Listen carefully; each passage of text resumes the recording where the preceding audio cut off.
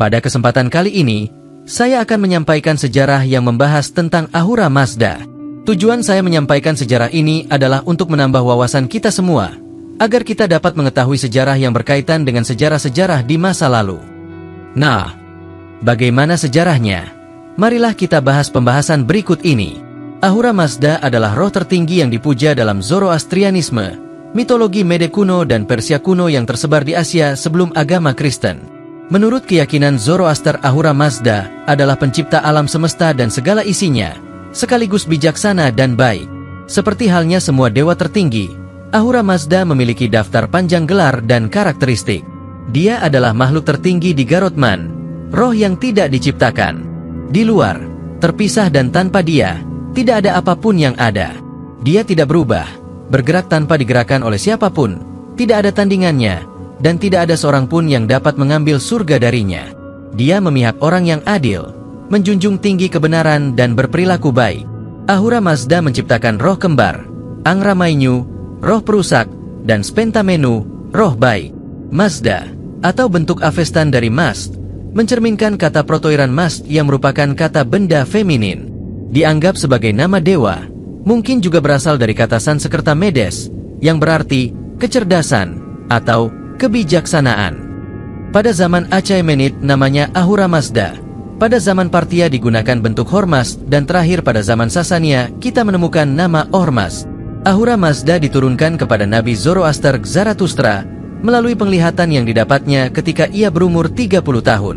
Ketika Zoroaster berusia 15 tahun, menurut adat setempat, dia dianggap dewasa dan menjalankan tugas orang dewasa.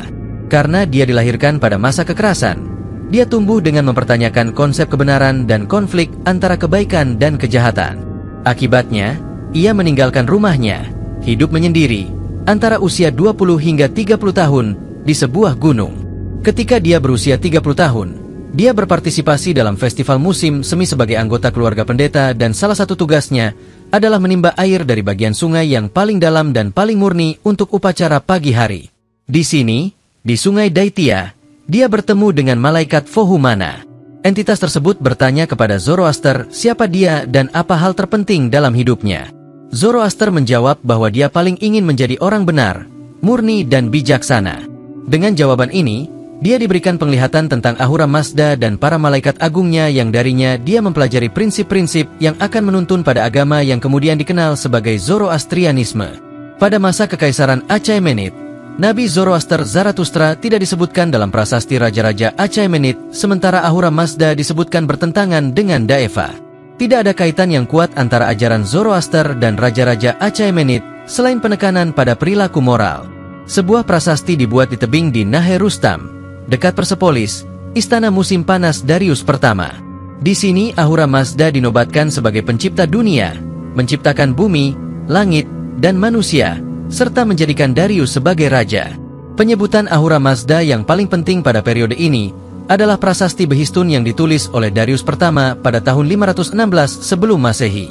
Prasasti tersebut menyertai relief yang menggambarkan kemenangan Darius atas Gaumata yang berpura-pura, di mana pemenang berdiri di atas mereka yang jatuh, dan di atas mereka melayang Ahura Mazda yang direpresentasikan di sini sebagai raja dalam cakram surya bersayap. Teks prasasti tersebut menyebutkan bagaimana Ahura Mazda membantu sang pemenang mengalahkan musuhnya dan bahwa dia, Darius, dipilih untuk memimpin kerajaannya atas rahmat Ahura Mazda.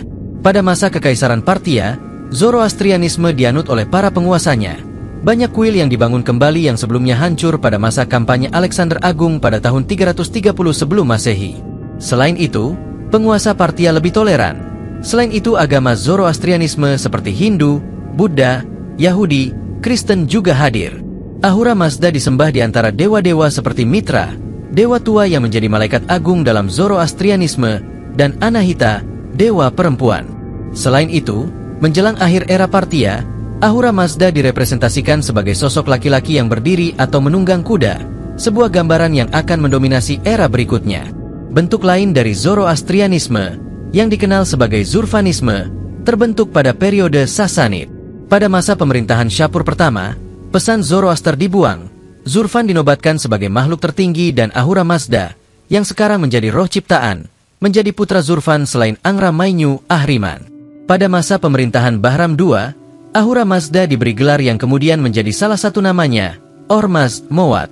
Zoroastrianisme dianggap sebagai salah satu agama tertua yang masih eksis hingga saat ini, jauh lebih tua daripada Kristen dan Islam. Kehadirannya banyak memengaruhi peradaban manusia, terutama agama-agama yang lahir di daerah Timur Tengah. Agama ini digagas oleh Zoroaster, atau juga dikenal sebagai Zarathustra, seorang tokoh bersejarah yang hidup di antara abad ke-18 hingga ke-6 sebelum Masehi. Zoroaster lahir di wilayah Persia atau sekarang Iran dan dipercaya oleh para pengikutnya sebagai seorang nabi yang mengajarkan nilai-nilai kebaikan. Penganut ajaran ini terbilang sangat sedikit, mungkin sekitar 130.000 orang yang mayoritas berada di India Barat atau Gujarat dan Mumbai, dengan beberapa komunitas kecil di Iran dan beberapa negara lain di seluruh dunia. Pokok ajaran Zoroastrianisme adalah meyakini satu Tuhan tertinggi, yang mereka namai Ahura Mazda. Para sejarawan meyakini bahwa Zoroastrianisme merupakan agama monoteis pertama yang hadir di muka bumi. Mereka mendeskripsikan Ahura Mazda sebagai Tuhan yang maha bijaksana, maha kuasa, dan pencipta segala sesuatu di alam semesta. Zoroaster juga mengajarkan tentang dualitas antara kebaikan atau asya dan kejahatan atau druj. Menurutnya, manusia harus memilih kebaikan dan kebenaran untuk mencapai kesempurnaan dan mendapatkan kemuliaan tempat di sisi Ahura Mazda, kelak setelah mereka mati. Salah satu konsep dasar dalam ajaran Zoroastrianisme adalah Fravashi yang berarti keterwakilan roh ilahi yang ada di dalam diri setiap manusia. Konsep ini mengajarkan bahwa seluruh manusia memiliki potensi untuk mencapai kesempurnaan dan mengungkapkan aspek rohaniahnya. Zoroaster menuliskan seluruh ajarannya dalam kitab suci yang dikenal sebagai Avesta. Kitab suci ini berisi himpunan tulisan yang sangat penting dalam agama tersebut dan merangkum berbagai aspek seperti doa, nyanyian, ritual, hukum, dan naskah literari lain yang membentuk inti keyakinan dan amalan dalam agama Zoroastrianisme. Iran karya Martin Litfield West mencoba menghadirkan ulang puisi dan nyanyian yang berasal dari Yasna, salah satu bagian kitab suci Avesta. Di antara nilai-nilai kebaikan yang diajarkan dalam Zoroastrianisme adalah tuntutan bagi manusia untuk senantiasa berada di jalan kebenaran dengan mengamalkan kebenaran tersebut dan menghindari segala bentuk kejahatan serta ketidakadilan. Penganut Zoroastrianisme juga selalu diingatkan untuk memelihara pemikiran, etika berbicara, dan bertindak dengan perbuatan baik. Nilai-nilai kebaikan ini juga yang agaknya menginspirasi para tentara Jerman dalam Perang Dunia Pertama untuk membaca karya sastra Nietzsche, Tu Spake Zarathustra, selain juga membaca Alkitab. Dalam buku tersebut, Nietzsche dianggap berhasil menghadirkan nilai perjuangan, arah hidup, pengorbanan dan dedikasi terhadap kebaikan, yang bersumber dari yang apa dia pahami dari Zarathustra. Zoroastrianisme dalam Al-Quran. Islam merupakan agama yang datang belakangan, jauh setelah kemunculan Zoroastrianisme. Kehadiran Islam setelah Zoroastrianisme sendiri pun masih diselingi oleh agama-agama Abrahamik lainnya, Yahudi dan Kristen. Kelahiran Zoroastrianisme, Yahudi, Kristen, dan Islam secara geografis tidak berselisih jauh. Hampir dipastikan semuanya muncul di wilayah Timur Tengah dan saling berdekatan satu sama lain. Kedekatan geografis ini menjadikan genealogis dari keempat agama ini bisa jadi tidak terbantahkan. Sekalipun kemudian tiga agama terakhir atau Yahudi, Kristen, Islam dianggap memiliki keterikatan yang lebih kuat sebagai agama samawi atau berasal dari langit atau agama Abrahamik atau berasal dari satu bapak, Ibrahim atau Abraham.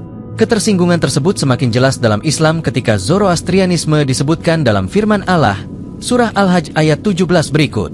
Sesungguhnya orang-orang yang beriman, orang-orang Yahudi, orang-orang Syabi'in, orang-orang Nasrani, orang-orang Majusi dan orang-orang musyrik, Allah akan memberi keputusan di antara mereka pada hari kiamat.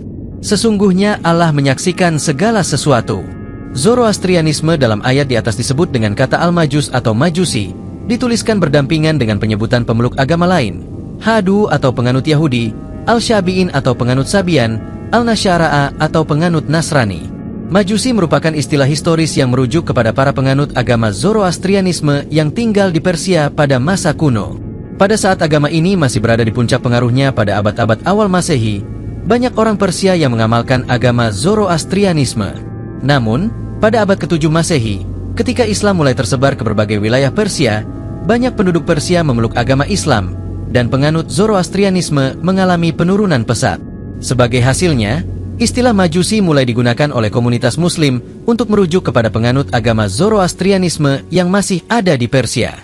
Sejak zaman itu, persepsi negatif tentang Majusi seringkali beredar di kalangan masyarakat Muslim, dan mereka sering diperlakukan dengan prasangka dan diskriminasi. Istilah Majusi lalu sering digunakan secara derogatif dan mencirikan sesuatu yang kafir atau tidak islami. Seperti dalam penjelasan Zamakhsyari dalam menafsirkan ayat tersebut.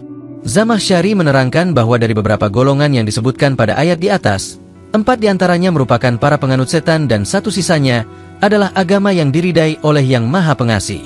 1 agama yang dimaksud adalah Islam, sementara sisanya adalah Yahudi, Nasrani atau termasuk Sabian, Majusi, dan golongan lain yang menyekutukan Tuhan. Al-Kasisyaf. Bahkan dalam karya mufasir lainnya, Ibnu Ashur menjelaskan sentimen negatif tentang Majusi dengan mendeskripsikan pokok ajaran mereka secara keliru. Ibnu Ashur menyampaikan bahwa Majusi merupakan golongan yang menyembah 2 Tuhan, Tuhan kebaikan dan Tuhan keburukan. Padahal tidak demikian adanya. Memang benar bahwa di dalam ajaran Zoroastrianisme dikenal dualisme kebaikan keburukan, tetapi Tuhan yang mereka sembah tetap satu sebagaimana agama monoteis yang lain. Kesalahpahaman Ibnu Ashur tersebut agaknya berhasil beliau tutupi pada penjelasan selanjutnya. Mufasir asal Tunisia ini menyampaikan bahwa salah satu inti ajaran kelompok Majusi adalah menafikan dan melarang penyembahan kepada berhala dan hal-hal lain yang diakini sebagai Tuhan. Meskipun demikian, tetap saja, argumentasi yang telah terbangun mapan hingga saat ini yang menyatakan bahwa agama Majusi atau Zoroastrianisme merupakan ajaran yang sesat dan harus dihindari sudah melekat di telinga dan pikiran bawah sadar umat Islam. Sebuah kenyataan yang pemahamannya perlu direkonstruksi ulang melalui pendekatan historis yang mendalam dan terukur. Wala'alam. Terima kasih sudah mengikuti video-video kami. Jangan lupa share, like, dan subscribe agar bisa selalu mengikuti update video dari kami.